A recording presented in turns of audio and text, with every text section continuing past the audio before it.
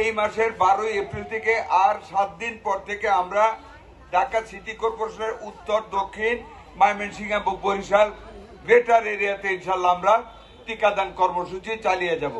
আমাদের সরকার, আমাদের মাননীয় প্রধানমন্ত্রী জনাব তারেক রহমানের গতিশীল নেতৃত্বে, বিচক্ষণতায় আমরা এই টিকাদান কর্মসূচিটাকে অনেকটা এগিয়ে আনতে সক্ষম হয়েছি।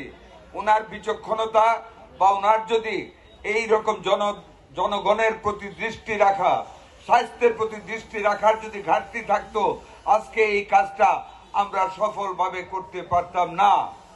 কাজেই আমি এই এলাকার যারা আমাদের দলীয় নেতৃবৃন্দ সবাইকে অনুরোধ করব, গ্রামের দিকে খেয়াল রাখবেন।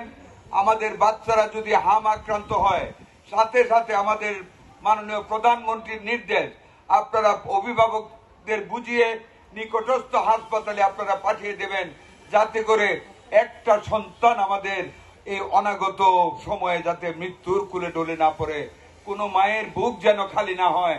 আপনারা সেই দিকে খেয়াল রাখবেন। মাননীয় সংসদ সদস্য এই ব্যাপারে আপনাদের সাথে যোগাযোগ রাখবেন, খেয়াল রাখবেন।